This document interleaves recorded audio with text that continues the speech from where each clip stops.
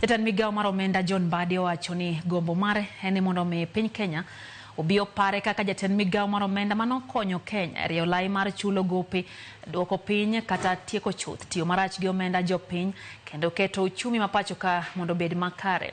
Mbadi ne wuoyo kinyi makawuono motelo ne somo mar budget ma igeno kawuono e od bura mamalo. Olaro ni sekta mar thieth omedne omenda mar konyo e chenro mag thieth ahinya te yor SHA.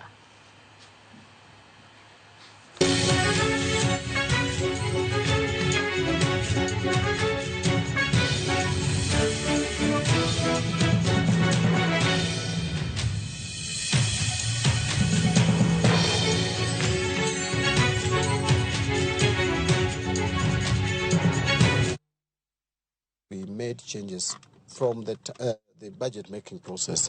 This year's budget is based on what we call zero-based budget. It's not based in the traditional incremental budgeting, where you just take the previous year's budget and put a markup. This time, every expenditure had to be justified by MDS.